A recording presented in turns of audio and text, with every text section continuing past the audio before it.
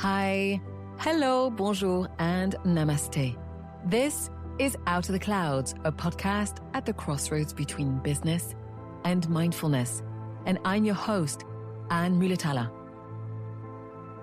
Today, I'm delighted to be joined by a wonderful couple, Cath and Jeremy Brown of Feldspar Studio. I had the pleasure of working with Cath and Jeremy a few years ago as they were just starting with their business, Feldspar. And this podcast is an opportunity to catch up with them to a certain extent, to ask them questions and to bring to you, my lovely audience, the story and the journey of this creative duo, this balanced partnership that make up the core of this beautiful brand, Feldspar Studio. So in our conversation, we talk about how the couple left London and set up in Devon, how the occasion of a Christmas with family visiting them in their new home was the impetus, the excuse that got Jeremy to make a table for Christmas dinner and then got the two of them working on their first ceramics. The two tell me about the importance of considered designs, how they split the work between the two of them, what they'd like to see Feldspar become in the future, and their deep commitment, unwavering commitment, to supporting heritage crafts that are endangered at the moment in the UK. With a strong emphasis on made by hand, truly made by hand, by craftspeople in their workshops and in other workshops around the UK, these are committed entrepreneurs with a fascinating and beautiful vision to collaboration, to design, to everyday luxury. So I'm really excited about bringing you this conversation with the two of them. So without further ado, I give you my conversation with Cath and Jeremy Brown. Welcome to Out of the Clouds. Thank you. Thanks for having us. Such a pleasure. It's so nice to see both your faces. And as I told you in the email that I sent you the other day, one of the ways I like to start the conversation is to ask people about who they are before we talk about what we do, because we tend to be so focused on doing. And so I thought that it'd be interesting because I know both of you. I don't know everything, so I like to invite people to tell me their story and pick up from wherever they want. So I know it can sound a little bit daunting, but if you're game, who wants to start? You can start, Cath. I think you want to start. I could ramble on for 8 hours though, couldn't we? Where to start? My dad is a diplomat, so spent my whole childhood traveling around. I would only live for places for 2 or 3 years at a time. I was born in Bonn, in Germany.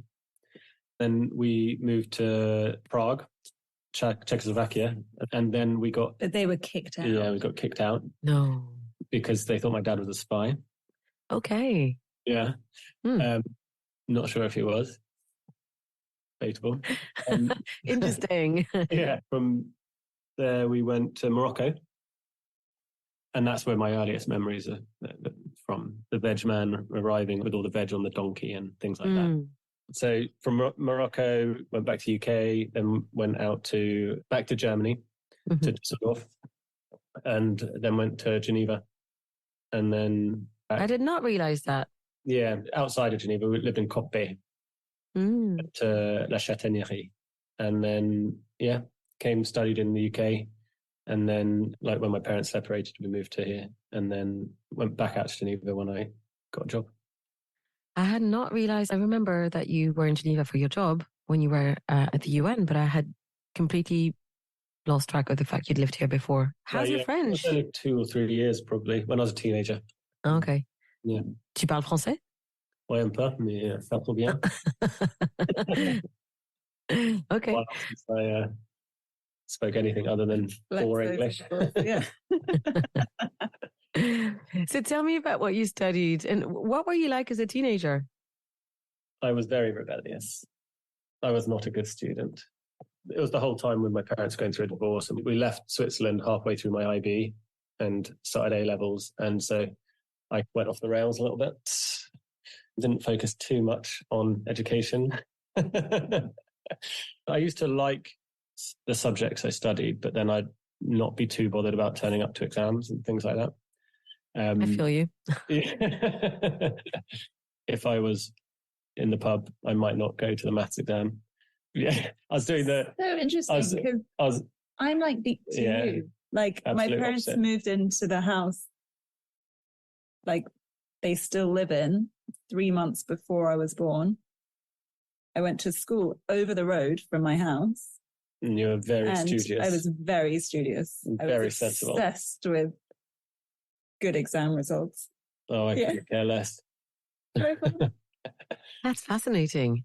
Right opposites. Yeah. I know. We really are. We'd have hated each other at school. Oh, you would have been so annoying. Yeah. I would have. I'd find myself very annoying if I had to go back. No. Lucky we didn't meet till later. Yeah.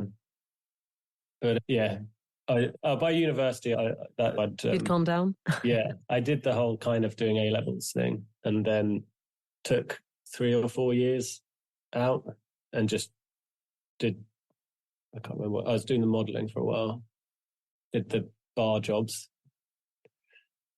drank a lot, and then realised that I like the creative stuff, and then I put together a portfolio and got into an art foundation in Exeter. I am really glad that I asked you that, because somehow I thought that your journey had been much more linear. More clean cut. Hey, I'm not judging you. I got expelled from high school. Really? Did you? I didn't know that. And I dropped out of university.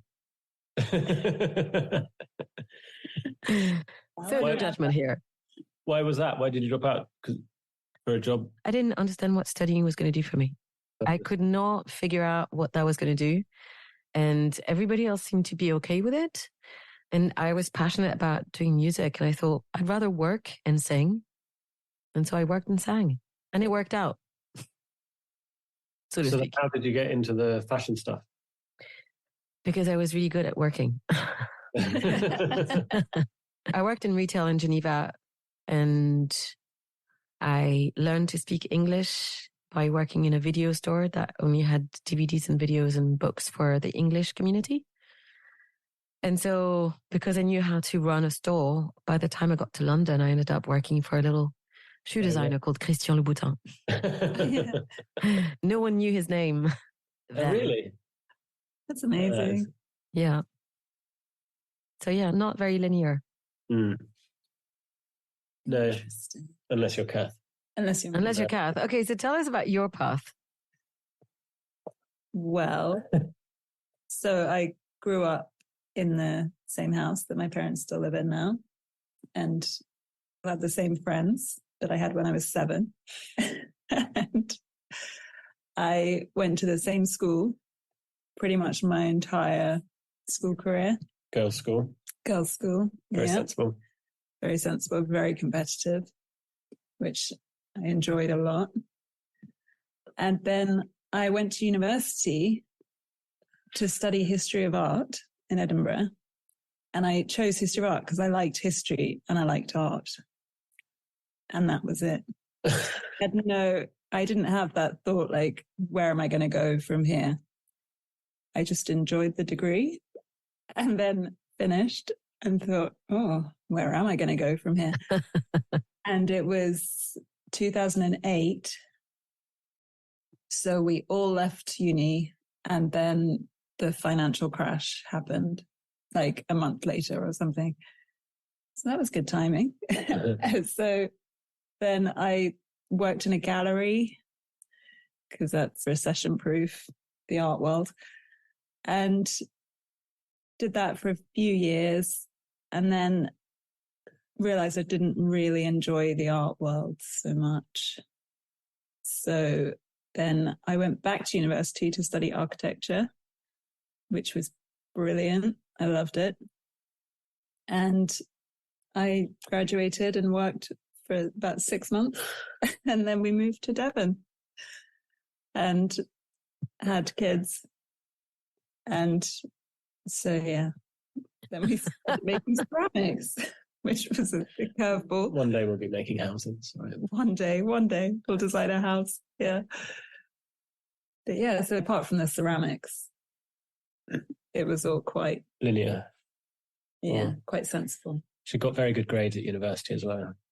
I'm not surprised. I feel like I understood that now. So architecture, did you always have an affinity for architecture? Is this something that developed over the years that you were working around artists?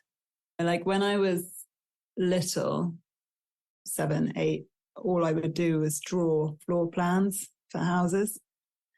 I loved it so much. Like there must be hundreds of them somewhere. Please tell me you can find some and send me a picture, because that sounds amazing. They were really cool. And the different floors would be like taped on so you could lift them up. And then I'd play and pretend to be living in the house.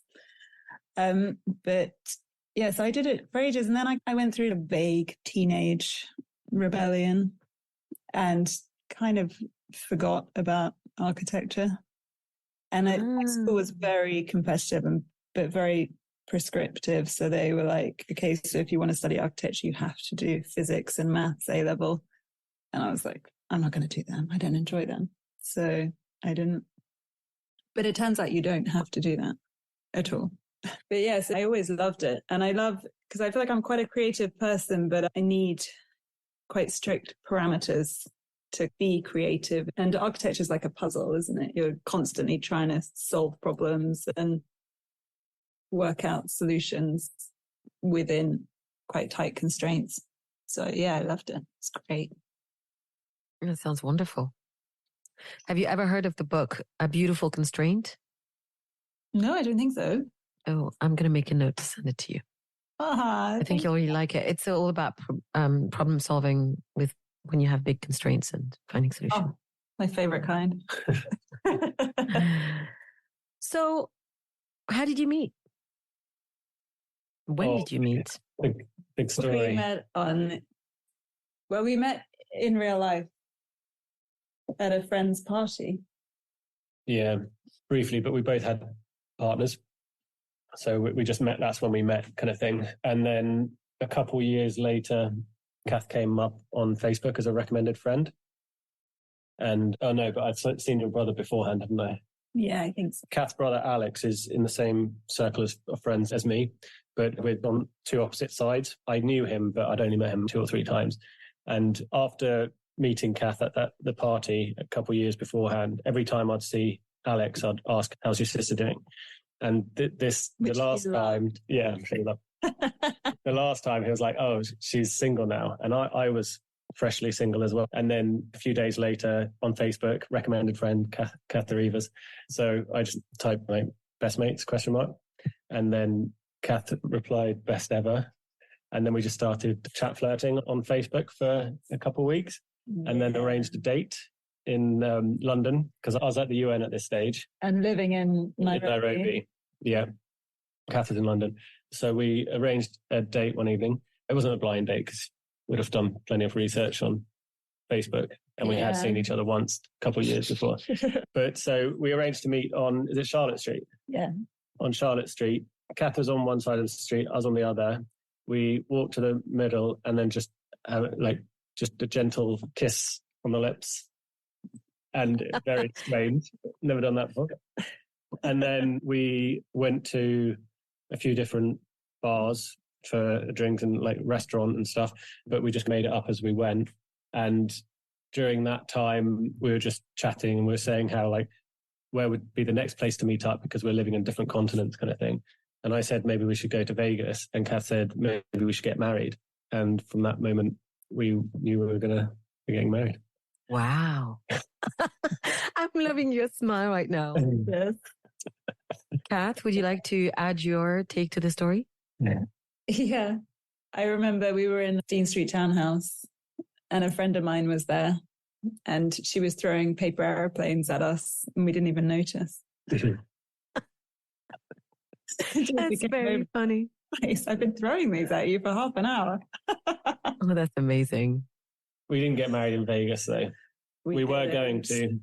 And then Cath's dad intervened He said he'd been... Yeah, because I've got 3 brothers. He'd been looking forward to this potential wedding since she was born.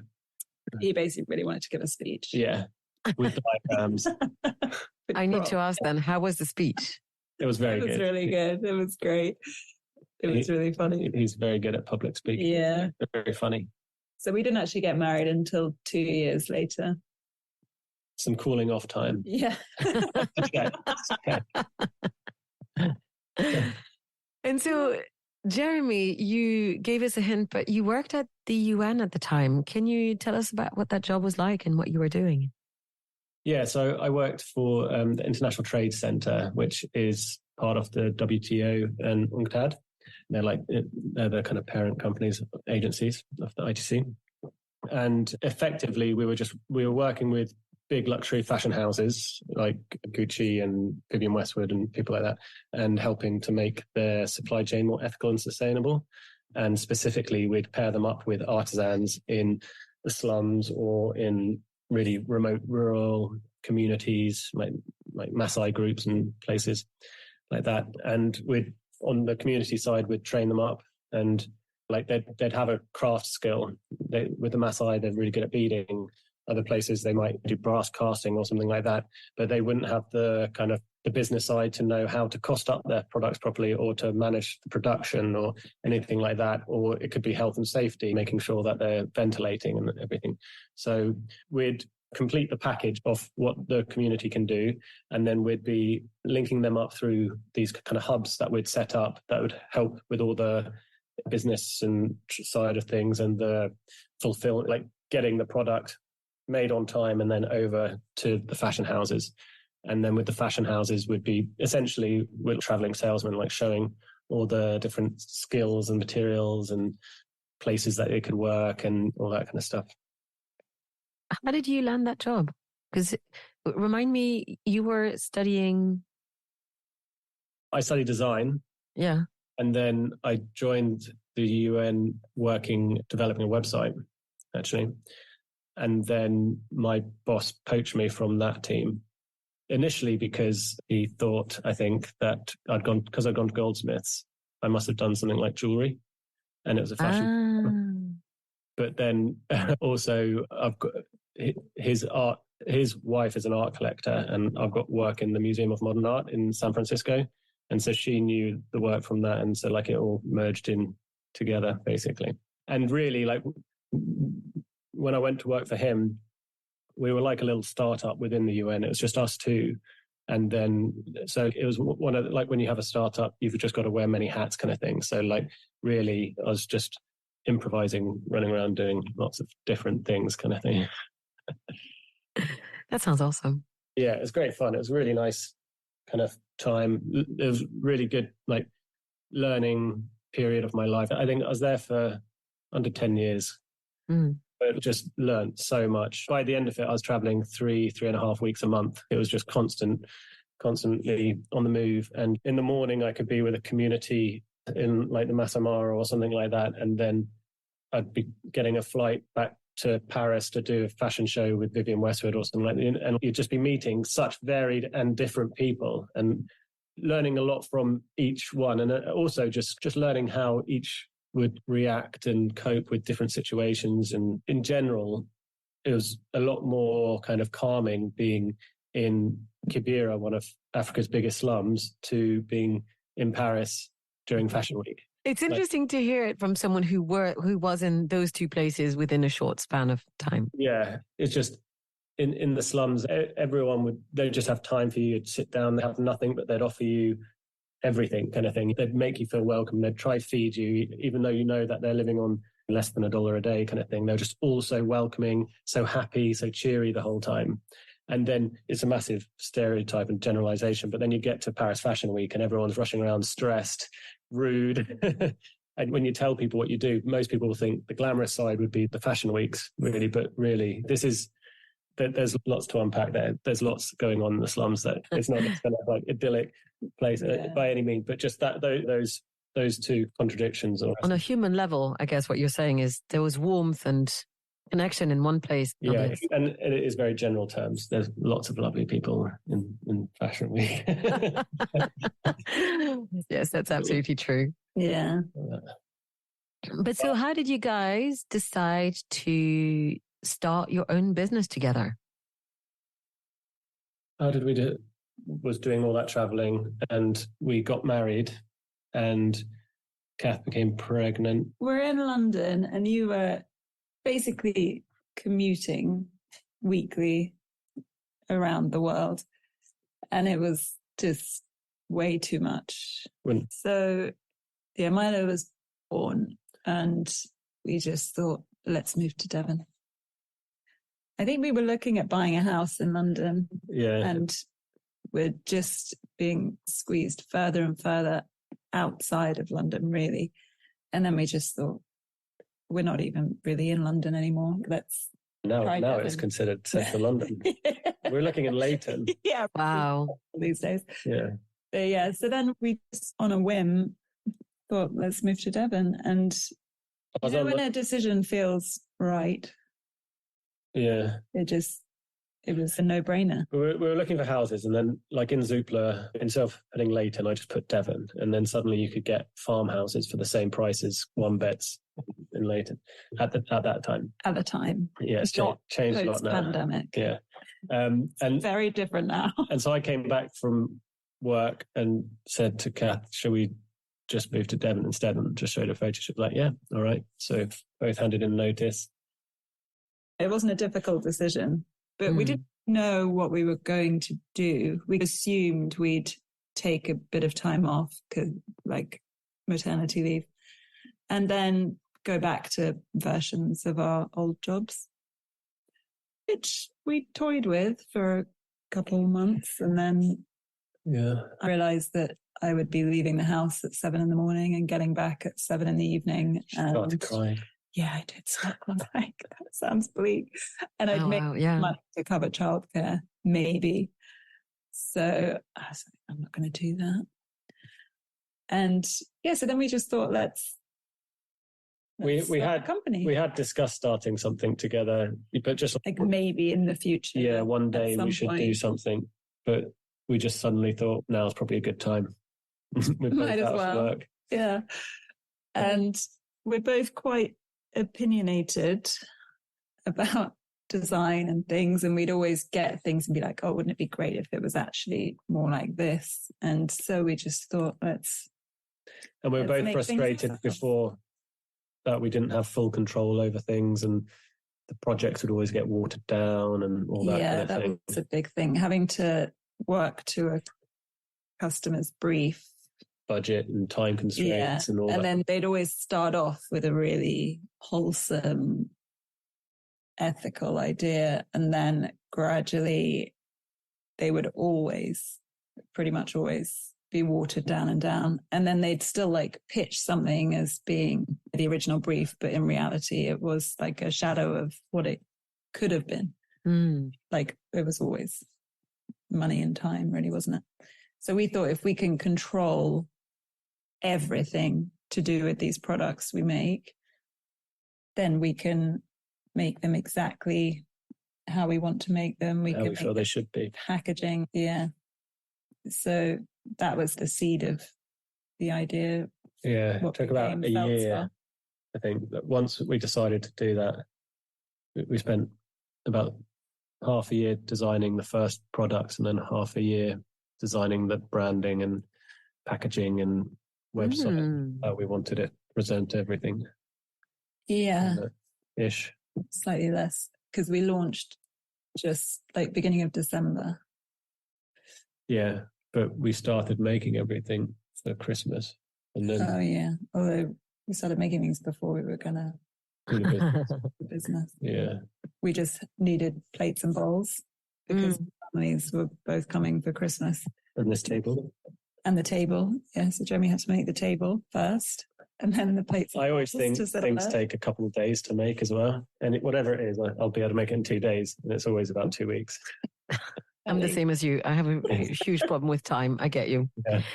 But I remember you telling me the story, and I read it. It's in several interviews. So you had your families coming for Christmas in this new rental home in Devon, which, by the way, is you're still in the same home? No, you're not, right? We're just there for 9 or so months, and then moved to one that's very similar, but in a different spot, basically. Does it still have not many sharp angles outside, as I remember? Yeah, that's the house. This has fewer sharp angles than the original house. This house is older. Fully wonky windows. Yeah. Like windows that aren't even level. It's amazing. I don't know how it's happened. It looks pretty on Zoom, but I guess I can't really see what's going on. I know it is wonky and unlevel in a pretty way. Very charming. Yeah, it's exactly what you imagine, kind of a Devon house, like surrounded by fields. Our lane is one of the worst lanes in Devon, which says a lot. You need a 4-wheel drive to get down here. It's just so bad. So it is, that kind of storybook Devon longhouse, all that. It's gorgeous. Yeah, it is lovely. So you made the plates and the bowls and you made the table. How? This is maybe because I'm French, but I read you threw pottery on the wheel. Yeah. What does that mean? Oh, that's the term, you throw. That's the term. Yeah. So when you make French speaker who reads it, I understand all the words. I'm imagining you just like throwing stuff. Okay. Yeah. So you were placing it. Yeah, you place it and then you mold it. Okay, I understand. How you make it. English is just a bit funky on that one. Yeah. So we bought a pottery wheel from a potter up on the middle of Dartmoor. He gave us the lesson. He showed us how to do the basics, gave us some clay. And then when Cath says us, she means me. I tried it once. She's done it once and hated it. I don't have the patience for that. Yeah. And so then Jeremy would make things and then we would take them back to this potter for him to fire them because we didn't have a kiln. But before it's fired, the clay is just mud. So it breaks very easily. So we're driving over these bumpy roads in a 4x4 to get to the kiln and fire it. And amazingly, most of them made it. Yeah. We probably had more success with that than just general production then. And then we'd take it back and glaze everything and decorate it and then take it back across the wall to be fired again. It was really fun. Yeah. So we were doing this a couple of weeks before Christmas. At the same time as making the pots, I was making the table. And before I went to work for the UN, in between the university and the UN, I worked on building a really nice old cutter sailing yacht. So all wood, and a friend's dad was making it. And there was only ever 4 of us working on it at once. And he wanted, because it was his own boat, he wanted everything to be perfect. So everything had to just fit in beautifully, almost to a millimeter tolerance kind of thing. I went back to his workshop and built the kitchen table in amongst all the pottery that we were doing, which was really fun to go back there. So I think that's where the interest in pottery stemmed from, isn't it? We started throwing everything, and then we're thinking kind of what products we'd like, and we appreciate the kind of pottery ceramics. We do like that, but it's not really our style kind of thing. Started experimenting with slip casting. We wanted more refined, really fine products, and on the wheel, it's more earthy, and you get amazing glazes and stuff like that. But by the nature of it, the walls are quite thick. So then drinking from a pottery wheel thrown mug is a different experience. Equally good in their own ways, but it just wasn't our kind of vibe. Yeah, we started slip casting porcelain to begin with, and then we're learning all about the fine bone china because it was invented in Stoke-on-Trent in the Victorian era, and it was very British, and it was a dying industry. So we thought we'd jump on board with the fine bone. Yeah, and it's translucent. So just for people out there who don't know the difference between porcelain and fine bone china, could you explain the difference? Yeah, they're very similar. They both use kaolin clay, which is china clay. But with fine bone china, potash and ox bone is mixed in with the china clay, which makes it stronger and translucent. With our candles or light shades, the light shines through the clay body, whereas with porcelain, it doesn't. Porcelain's a little bit more translucent compared to a stoneware, but you don't have the same respecting them. Sure, yeah. And it's the strongest type of ceramic. You can make things very fine walled and unusual shapes, and they're very strong. And because our handles are so fine as well, we needed something that is going to be strong. Because if, say, we went with a stoneware or even a terracotta, then the handles would just ping off with the wind. Yeah. So how did you land on the idea of starting the company with those products? We started with mug. We started with mugs. Yeah. So we had 3 mugs, a tea mug, a coffee mug, and an espresso mug. We had 1 candle because we thought we're going to launch around Christmas, and people love candles at Christmas. So yeah. So it's a really well thought out business strategy. And then that's the thing. We've never had a business strategy, and we just started making stuff. No, but we had this plan, a vague plan. Yeah. Where the first 3 months would be ceramics, and then we'd move into woodwork. And then we'd move into something else. The whole year was cut into 6 years later. We're still not quite there. There was metalwork, there was glass. Taken over. That's back to the 2 days but 2 weeks thing, but on an even bigger scale, to be honest. Even slower. It's remarkable. We've finally got our woodworking shop though. Just haven't released anything yet. Yeah, that's amazing. Yeah, that's the rotation molding machine that I was making. That was inside the woodwork shop. Wood and metal. Yes. But yeah, I don't know what we just chose mugs because we'd done plates already for Christmas and we hadn't done any mugs yet, so we moved on to mugs. We love drinking coffee. Yeah, I love coffee. Yeah, when we moved down to Devon, we had to get a good coffee machine, and we'd get coffee sent from Monmouth, and that we were basically retired for the first year. A couple of months, wasn't it? 6 months, maybe. Jeremy tended the veg patch. Yeah, listening to Popmaster. So basically, you were coffee obsessed, right? Yeah. I think in London, a huge part of your day is taken up with going to get coffee. Yeah, I remember that. Spending an extortionate amount of money on coffee.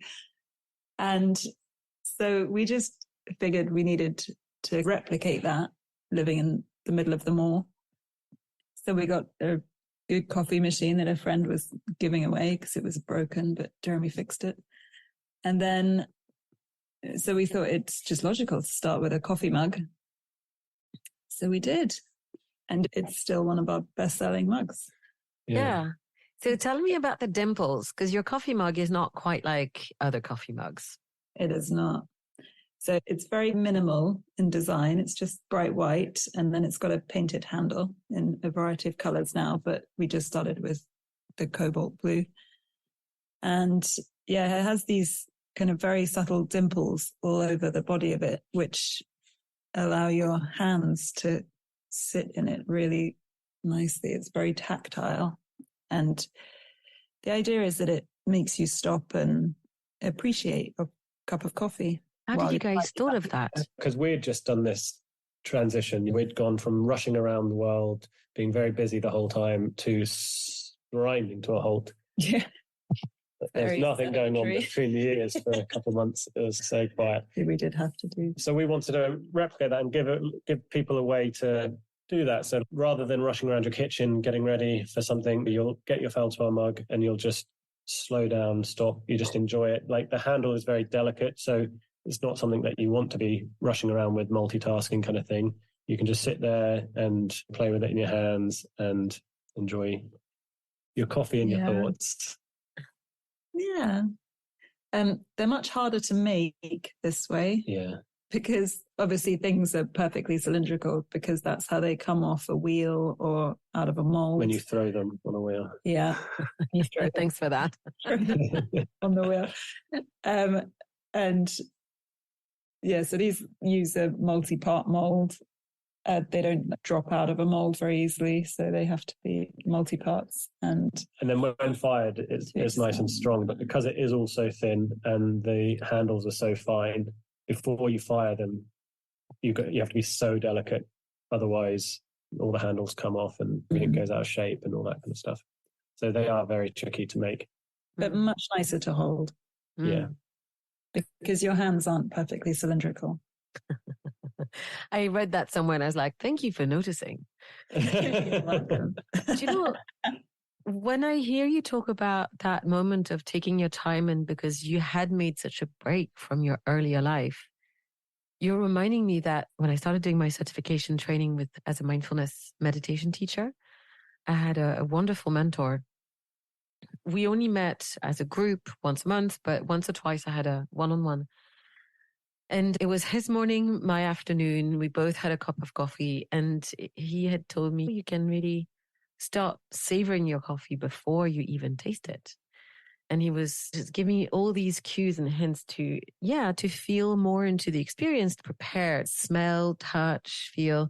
And regularly I still think of him and that when I make it in the morning, because I am suitably coffee obsessed myself.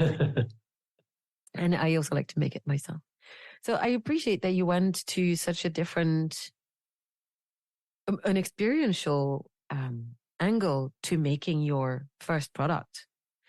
How did people like it once you put the product out there? It was good when we put it out there. It was. Beforehand, showing family and stuff, though, it looks a bit silly. Looks a bit weird. Yeah, family's not always the best for an entrepreneur couple. Yeah, they just thought we were ridiculous not getting proper jobs as well. We've actually put that on the packaging. No. Yeah. What does it say on the packaging? Well, we put a quote from Cath's dad, which is, you don't have to be mad, but it helps. That's what he would always say. And then we put a quote from my mum saying, why don't you get a proper job? That's fantastic. Basically, the feedback. Sums it up. We launched just before Christmas. So we had quite a good kind of little run up to Christmas. Just basically friends and friends of friends. Oh, but we were underprepared. We were very underprepared. We just thought that everything would grow on its own because we had lots of friends. We thought that they'd buy some, they'd follow us on Instagram, their friends would see it, follow us on Instagram. Before you knew it, would be this lovely Instagram sensation. And like in the run up to Christmas, we made £2,000 worth of sales, and then it all just stopped on like a couple of days before Christmas, and then it didn't start again. Yeah, right. And we were on holiday, and we were like, maybe we should do something like a trade show or something. Maybe we should do something. So we booked onto a trade show for the first week in January or something. And then it was, I don't know if it was just not a good fit at trade show, but we printed off lots of kind of order forms, got really excited. Probably like 60. We were prepared. All these wholesale orders. And then we didn't get a single order. No, not at the show. Not at the show. It was worth doing though, wasn't it? Because it was worth doing in the end because the V&A shop saw us there and they were one of our first. So we were in a small little 2 meter by 2 meter stand at the show, and there was a very nice person next to us also selling mugs, but they were the type that made in China, decorated in the UK, or maybe decorated in China, but with all like kittens and things on the sides, hearts and bows. And she was so busy. Her stand was just chock-a-block. Like you couldn't get in there. And then like ours is just tumbleweed. There's no, and like even at one point I had a couple walk past and go, oh, that's the arty farty one. And then just no. And so it was like, oh my God, what have we done? It was soul destroying. But slowly we've clawed our way through it. Basically took a backpack full of mugs and went into our favourite shops in London. So like all the nice design shops like Mint and where else did you go? Alex Eagle. And by accident, we had a really good game plan without planning. Yeah. So go to all the like influential taste making small independents, and then all the buyers and stuff will find you through those places. We got lucky there, really. That was basically what. And then gradually we got in the bigger places. You introduced us to matches, which was a big one for us. We're still with matches after 5 years or something like that. That's awesome. then Conran's shop. Oh yeah, and you took a suitcase full of samples up to the meeting with Conran shop, like the first time we'd ever met them. We were obviously really excited because Conran shop's like a huge deal. I cried when I met Terence Conran. You met Terence Conran? That's later, and that wasn't at the meeting. And then Jeremy had inadvertently locked the suitcase. I'm blaming it on Milo. And couldn't open it. Oh, that's really funny. Yeah, in the meeting. You can't make that stuff up. That's just fabulous. Yeah, I know. They were so lovely. And they were like, oh, we've seen your stuff before. It's fine. Should we just go on your website and look, and just so you can talk us through the different things? But they'd seen our stuff in Alex Eagle and stuff like that, I think. It was lucky that because they could have just laughed me out of the room. Basically. That's amazing. Yeah. But can I ask you a question then? How did you choose the next items to make? I know you said plates are the hardest. Pretty much, yeah. To get right. Nice. Yeah, I was looking at your teapot though, and I was thinking that teapot does not look like it's easy to make. And it's not too bad. Not too bad? No, it's tricky to get the design right and stuff like that kind of thing. And then there are certain pinch points when you're going through the sampling process.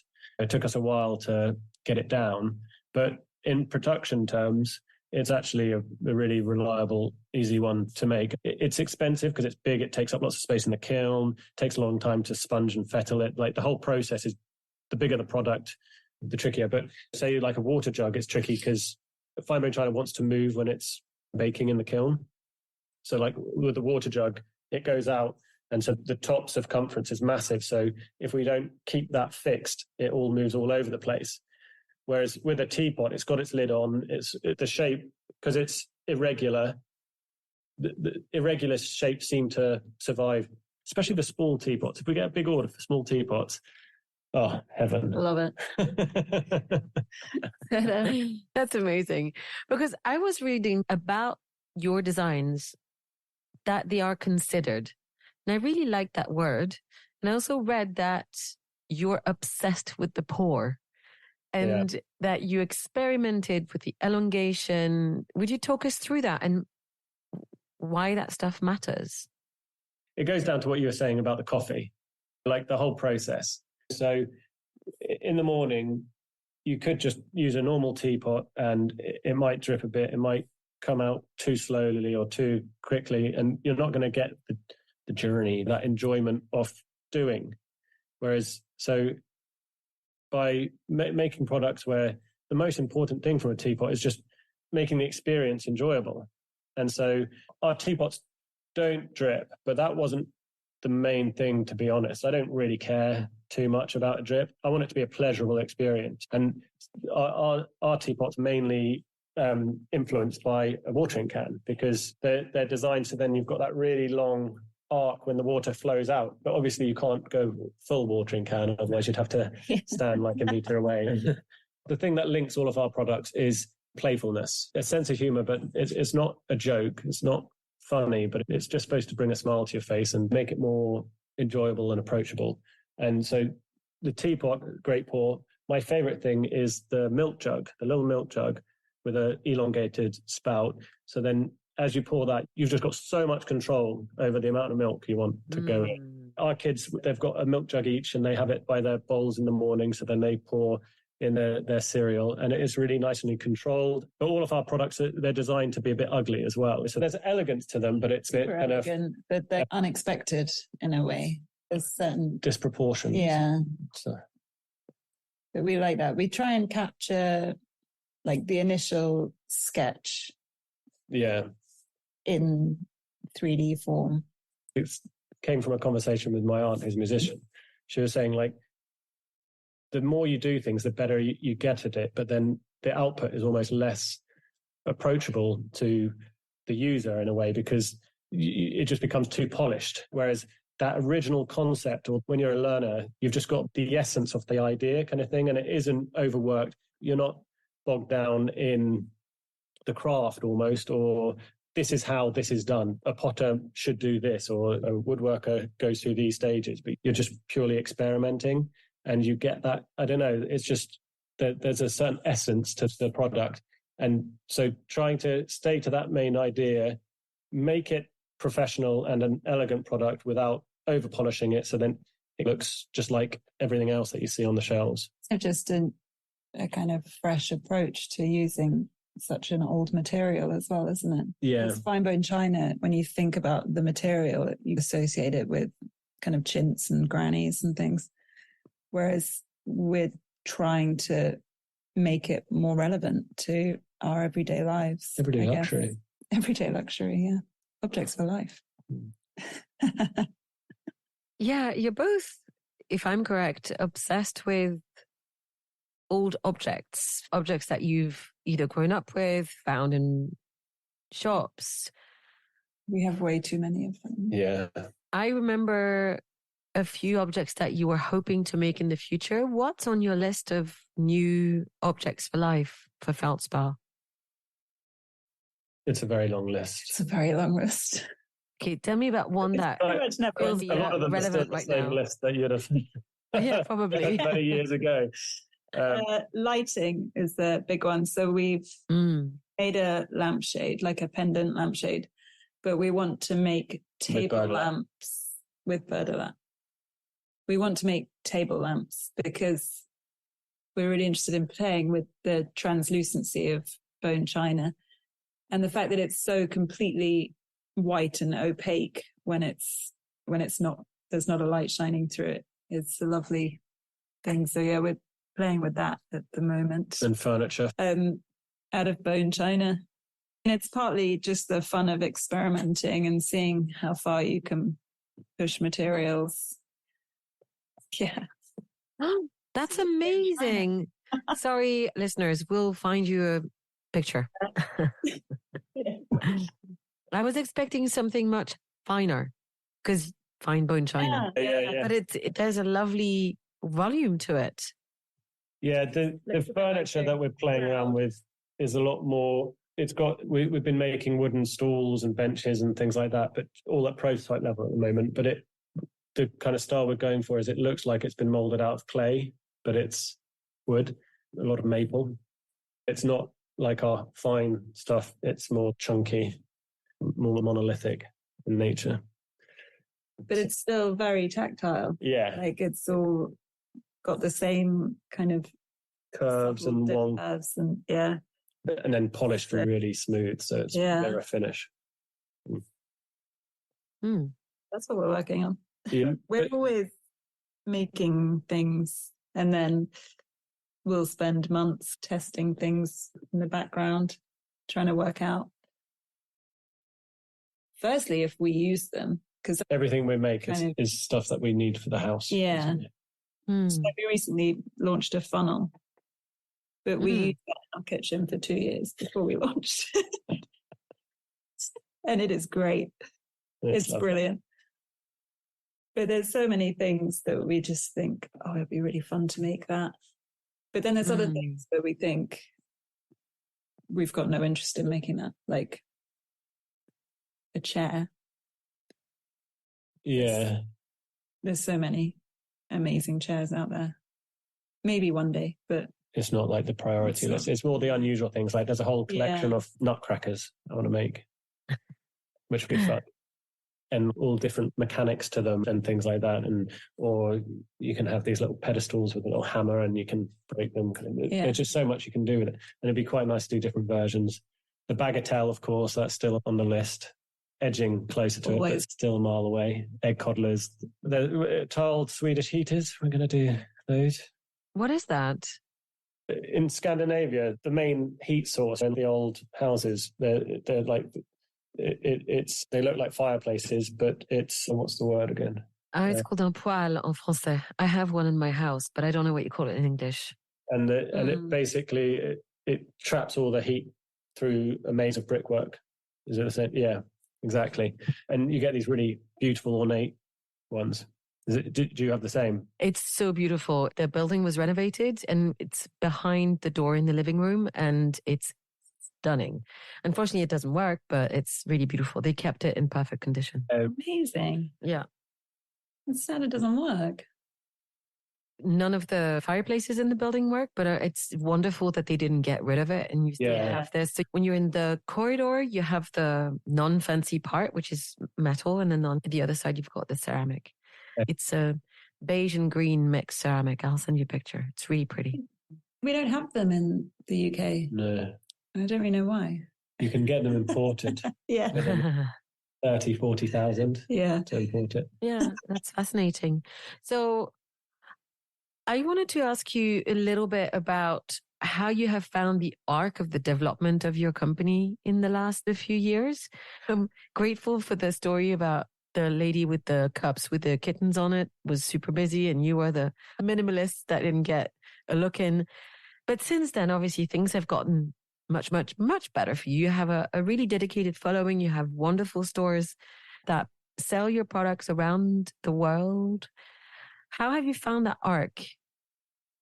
It was slow for the first 2 years. When we first met you, I imagine, we were just trying to understand how to run a business and what you need to do. We still are, but Yeah. And then from the 2 year point, everything just turned around and then started snowballing. Since then, we've just been playing catch up, basically. We've been trying to grow as quickly as possible to keep up with it's always a demand. Balance between growing the team, because we manufacture a lot, like most of our ceramics ourselves now. So it's always this balancing act between growing the workshops to keep up with demand and then getting the orders in. It's like a classic startup type, isn't it? Where you don't want to grow too fast, but then you need to keep up. You had a collaboration and you created a lampshade in fine bone china. Can you tell me about it and the company that you collaborated with? Yeah. It all started during lockdown, as so many things did. We got in touch with each other. I think we followed each other on Instagram and just thought it'd be quite fun to collaborate together. Berdelat, they're interior designers and they create beautiful products as well. And they have a shop in Bath, which is just the most beautiful shop. It's amazing. You've ever been. Their house is behind it. And it's just dream house. It's so considered, but you wouldn't realize it. It feels lived in, but just so stylish and tasteful. It's just wonderful. It's a dream space. It's lovely. So it looks like it's always been there as well, but it's like they've done it in the last handful of years. So we had a few Zoom meetings in the depths of lockdown to try and just get to know each other and hash out some ideas. And we landed on lampshades because we've always had lampshades on our on our ever expanding list of things to do. And Patrick and Neri wanted to create some lampshades, and obviously fine bone china, because it's translucent, lends itself very well to lampshades. Together we designed these lampshades that have the characteristic wobble of all Feldspar products. And then they're in the shape of the cannelé, because I think we in one of the initial conversations, we were just talking about things that we like and stuff, and all of us just loved the cannelé. Oh. Actually, when I lived in Geneva, I used to make them. So good. Crunchy on the outside. Delicious. It's just the best. You're making me hungry. Stop it. Yeah, so we made a ceiling rose and a pendant. And the pendant is inspired by classic French glass shop pendants. And then the ceiling rose is based on a cannelé. So we just molded one out of plaster, basically, and then turned it upside down and made it a ceiling rose. And yeah, it's just been brilliant. It's been such a lovely collaboration. And so then we'd meet up and go to their house, and Neri would cook a lovely lunch, and then we'd just discuss things that we wanted to change or what they'd be packaged in and things like that. It was really nice. It was so lovely. It took 2 years, maybe even longer, from the kind of starting conversations to actually launching the products. But that's exactly how you want your collaborations, not stress. We're also... It's a slow burn, but it was so much fun. So we also have done another collaboration with Tanya Ling, who is an artist, and we have always loved her work. And then she got in touch with us. And before she got in touch with us, we'd always thought if we were ever going to decorate our wares more so than we do already, we would want her to do it. I think I remember Jeremy and you telling me about her before that first collaboration. Yeah, exactly. 100%. And yeah, so they came down to stay, and we just experimented with creating new forms out of our wares and for an art exhibition, basically. Yeah, so she had a workspace, a gallery in Covent Garden, and so she created a selection of works of art. Yeah, chopping up our pieces and putting them all back together. Using our shapes.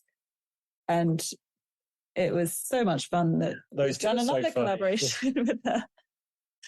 And when is that coming out? When is it coming out? It's a good question. Done. It's a good question. Pre-Christmas. Watch this space. Definitely. Tanya came down and painted on a lot of our ceramics. Yeah, plates mainly. And plates, bowls, fruit bowls, mugs, teapots, cafetières. Yeah, that's amazing. I am massively excited about that. The idea with Tanya is that it's a long-term collaboration. So whenever she comes up with a new idea or we come up with a new product, or say we do the tiled heaters or something, or the ceramic furniture, or even a bagatelle board or something, then we'll do a one-off. Oh my God, the tile heater. I can see it in my mind. It's amazing. Incredible, isn't it? I know. Or just a whole bathroom, and then just get Tanya to just graffiti over the whole thing, kind of thing. It'd be amazing. Just go through. We really want to make loos. Okay.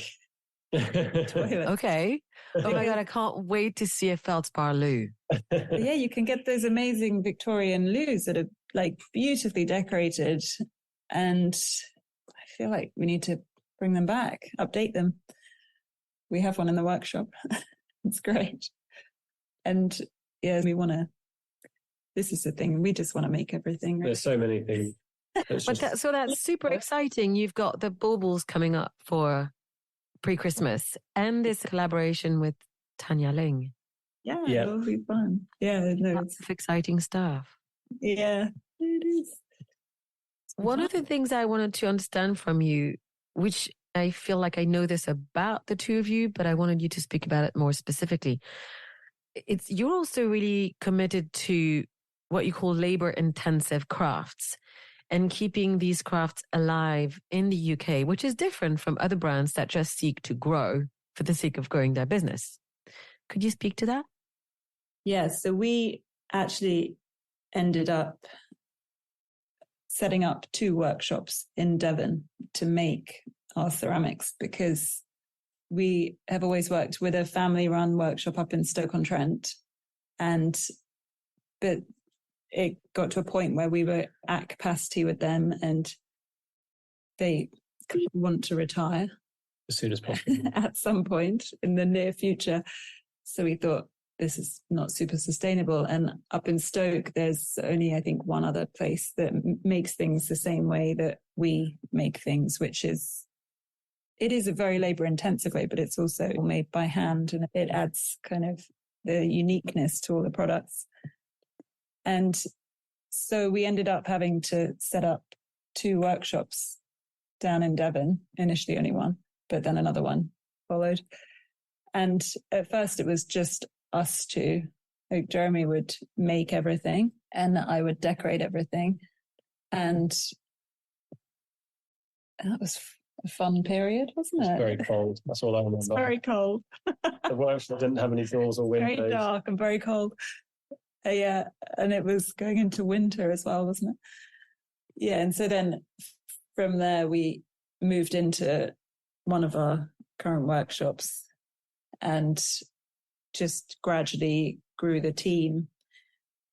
And we now have a team of 10, most of whom are either ceramicists or decorators. And we used to try and find ceramicists or people that had experience in ceramics. But we found that very difficult because it's quite a niche thing, especially in Devon.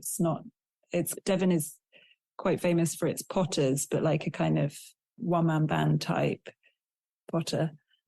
And what we do is called industrial ceramics, which is a small batch production. It's listed as a critically endangered craft in this country. And so we now employ people who previously worked as teachers and graphic designers and like all sorts. And people that are just eager to learn and just work with their hands instead of working in front of a computer, really. But the reason we work with labor intensive things as well is because mainly the story of the product is so much richer when you know that it's been made by hands and real people, and people paid well and in the right conditions and sustainably and everything like that. So it all adds to the story and the history of the product, which adds to the enjoyment of it as well. It's completely guilt-free. You can imagine someone putting it all together, taking such care and really working on something. And then also, I think handmade products are future-proof, because in 50 years, 100 years' time, people will still be buying handmade because of that intrinsic value to it. Whereas the mass-produced, machine-made stuff, in 50 years, 100 years, we'll probably have 3D printers in our house.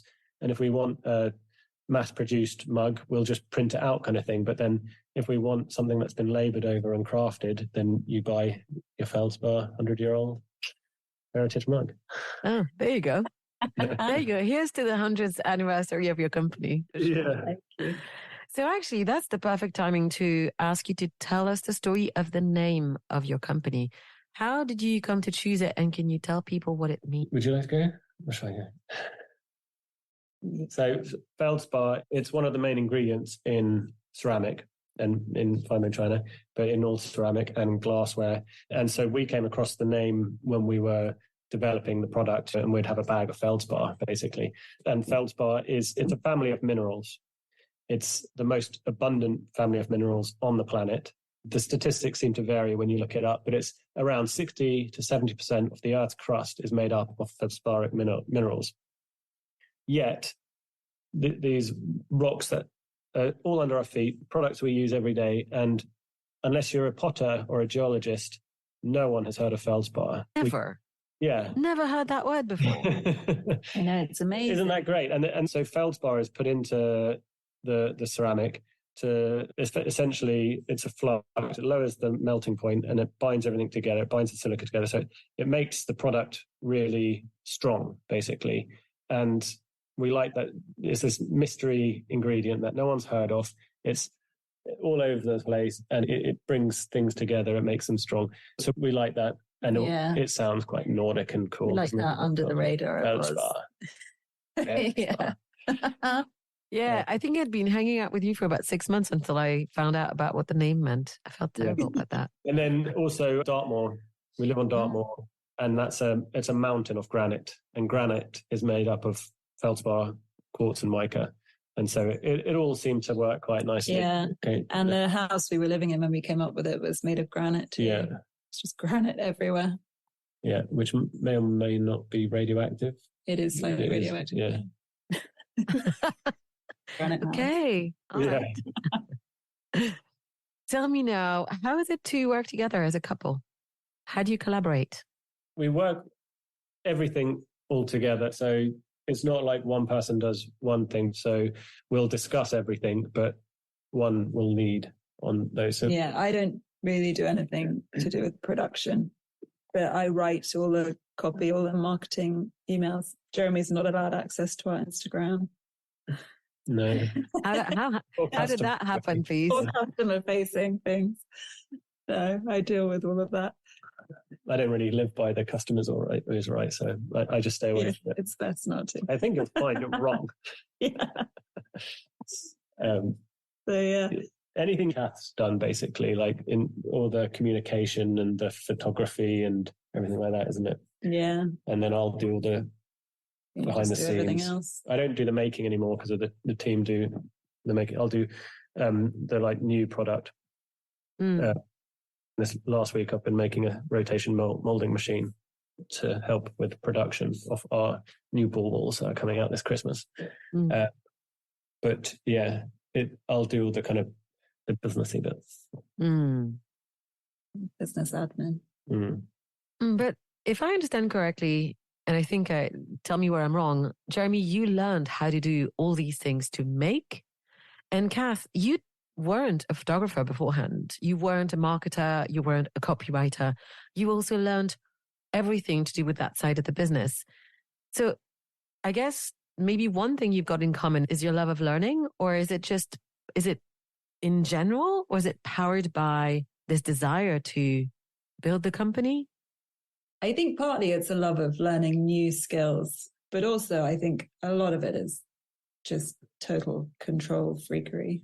Yeah. I think we both have that kind of maxim where if you want something done well, just do it yourself. You've always liked writing, though, so communicating. I really enjoy writing. You'd like to write a book. I would love to write a book. She has been approached to write a book, but 3 kids and all that don't seem very. Book don't really go hand in hand. But I think we just partly it was necessity because we didn't have the money to employ a copywriter or a photographer, so it was fun. We just had to do it ourselves. And photographing bright white fine bone china, which is very shiny, turns out is really hard. Luckily, a friend of ours who is a professional photographer kind of set us up. And that's the thing. We've been very lucky. So Beetle, he's a photographer for Audi and lots of different big brands and stuff. And he showed us, get this flash, put the product here, use this f-stop, basically all that kind of stuff.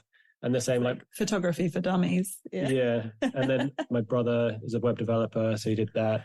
But it's even like when you first started making everything, you would speak to the guys up in Stoke almost every day. And they just were amazing sharing their knowledge and troubleshooting when a whole kiln's worth of plates. It's always the plates. Always the plates. I'd be trying to get the plates out for a big order and everything would be breaking. And so then I'd call up Tony up in Stoke and he'd be like, let me have a think about that. And then he'd call me back a few days later. It might be Sunday afternoon. Be, have you tried doing this or tried doing that? Like you'd expect people to be really protective over their kind of IP essentially. But if you show an interest in something, people generally are really happy to share. Just building this rotation molding machine, I go to the steelworks and the steelworks guys show me how to weld and give me tips on doing this and that. And then you go to the engineering place and they say, oh, maybe try this pulley or this chain. And like everyone, if you're interested in something and you're interested in what they do, they normally get excited. And it's such a quick way of learning because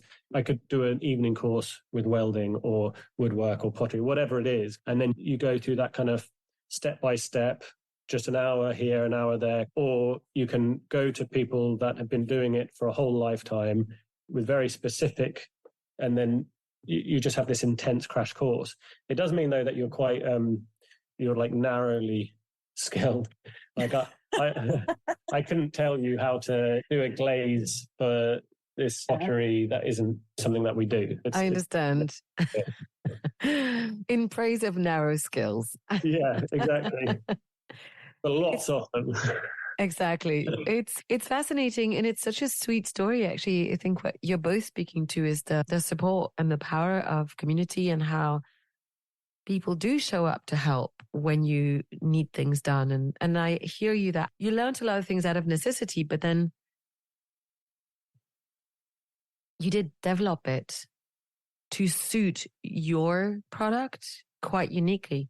I think that's what it feels like when I look at everything to do with your product and the branding and the colors and the story online. It just feels like you. I'm hoping that this is what you wanted. Yeah. Well, it's good. It's been a pretty steep learning curve. Yeah. So many learning curves. We talk a long time about all of it, don't we? It's not just very, like we debate it for a long time and we live with it. Years. And that might be through the lack of experience and knowledge. So we have to just really mull it over and think about it the whole time. And then it might be a couple of weeks, we're like, oh, but that doesn't fit because the thinking here doesn't mesh with that. So like time and thought. Yeah. That's why everything takes so bloody long. Yeah. Yeah, that word considered, it still, I think, applies here. You're not rushing through it, right? Everything feels very intentional. It's true about the product and it feels true about the photography or the copywriting or the packaging. I love your packaging. It feels so nice when you touch it. It ties in the experiential part of what you're creating in the first place. Yeah, hopefully. Yeah, it just comes out of us wanting to go back to that. We want to be able to control everything and make it exactly how it should be. The packaging, it's really nice because it's made in the UK by one of the finest mills on the planet. Like we haven't cut corners for the packaging and bought it from, I don't know, China from a big factory or something like that. I'm sure you can get amazing paper from China. Everything is considered. And because of my background in the UN as well, there's no chance of us outsourcing to cut corners, cut costs. Eventually, we might have things made in a different location outside of the UK, but it'll be because they're the best craftsmen for that skill on the planet kind of thing. It won't be a cost-cutting exercise.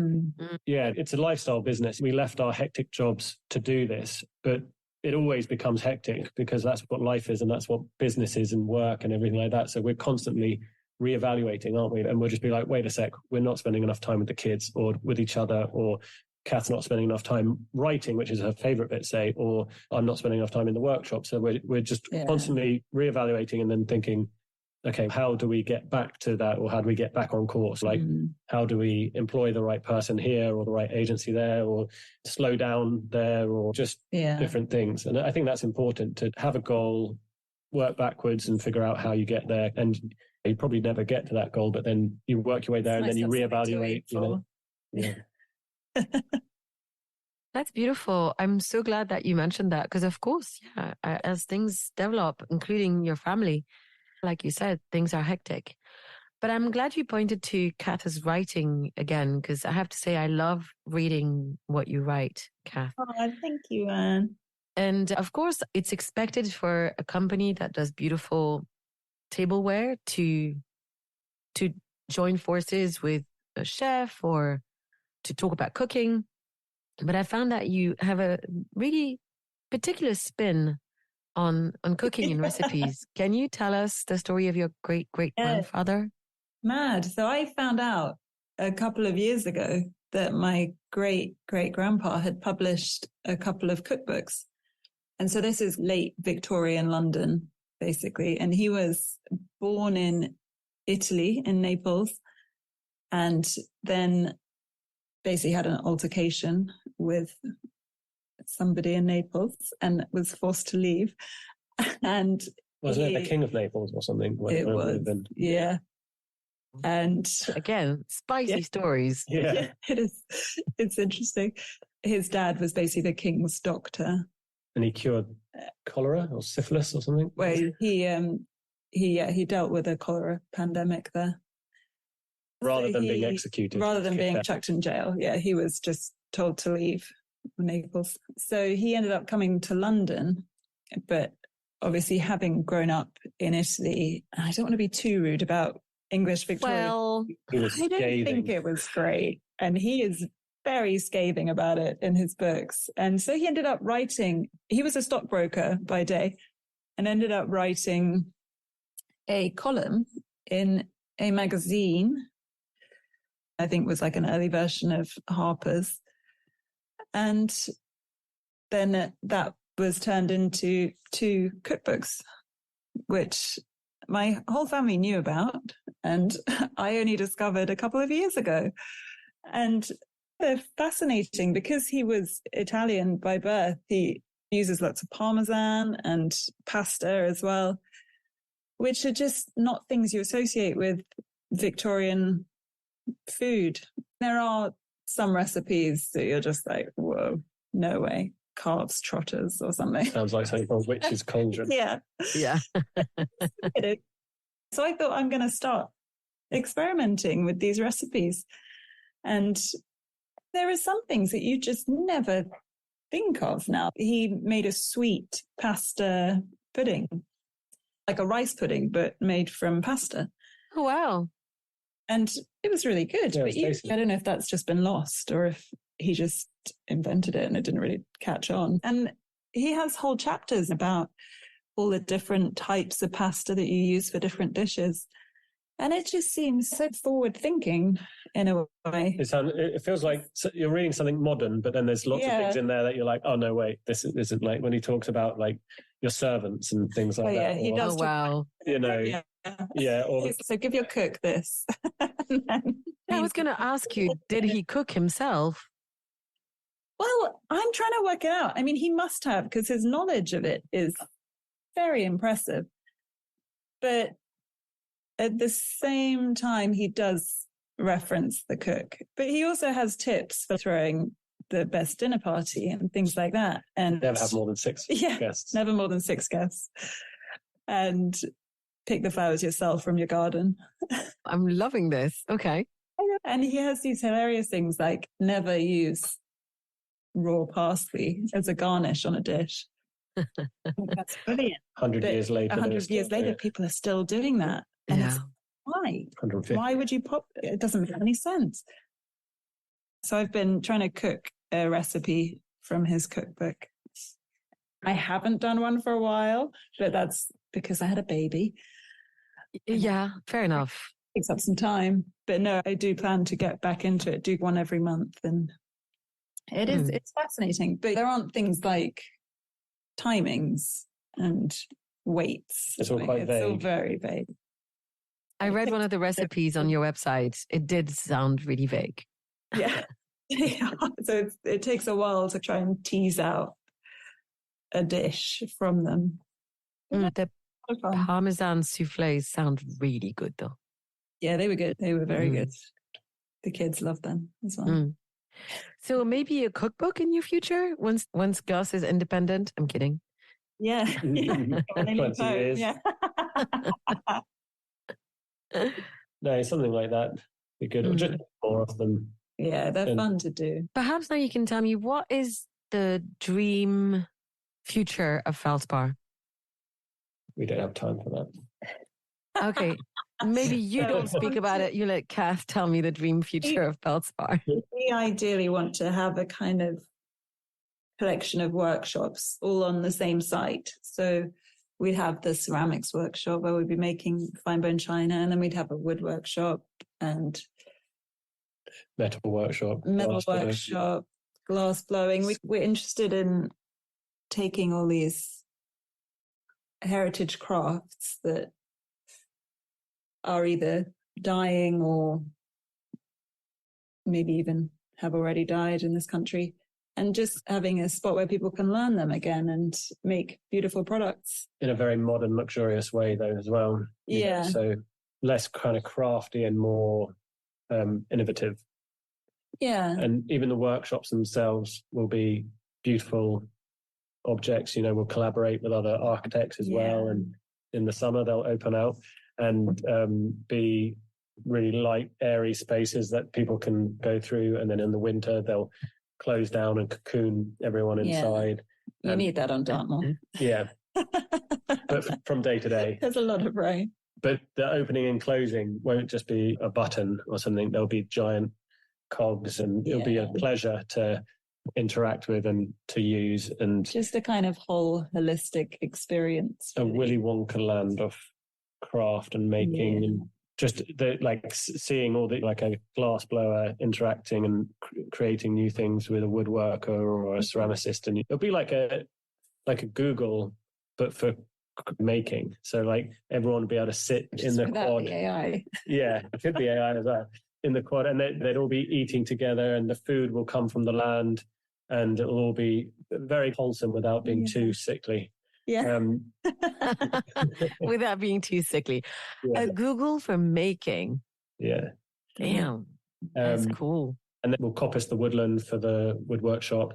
We'll have bees on site for the honey. And so then we can use that in the kitchens, but then also we'll use it in the skincare. And it'll just be a real kind of holistic approach to making, I imagine, this whole warren of greenhouses, but each of those will be designed by different architects. And like old Victorian greenhouses were things of beauty. There's no need for them to be such utilitarian boxes. So we could just have this labyrinth of greenhouses, and that will supply the botanicals for the skincare, but it'll also supply the kitchen. There'll be tree houses, of course. It'll be such a fun place to go, especially if you're a child. There'll be a train. There's going to be a train.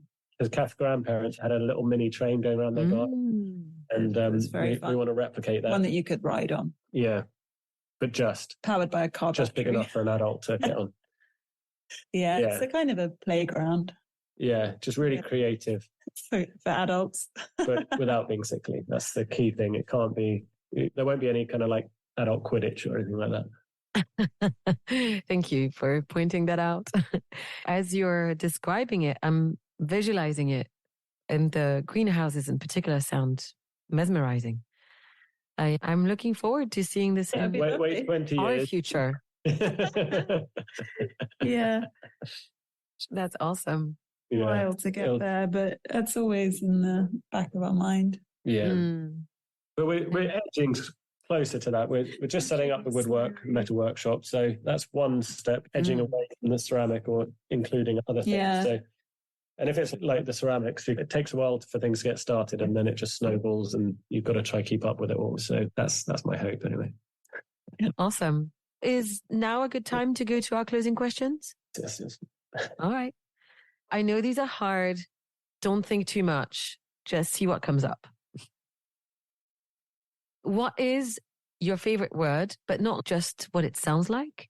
Imagine that it's a word that you can live with on your skin, theoretically tattoo on yourself. Oh, I have done that. I've tattooed this, which is a plus symbol. Yeah. It also looks like a pharmacy or a medical. A little bit like a pharmacy, yeah. And I did that to remind myself to be positive. So 2 words, be positive. You can't use the B, just positive. Isn't it also your blood type? It is also my blood type as well. So it reminds me. Yeah. That's very helpful. Yeah. What's yours? What about you? Don't know. Hammock. I don't have any tattoos.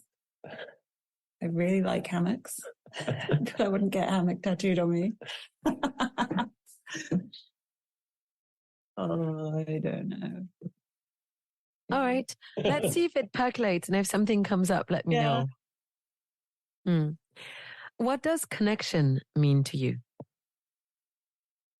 Internet connection. We struggle with our internet connection. I remember. Anymore. We've got Starlink now. It's a dream. But no, it means community to me.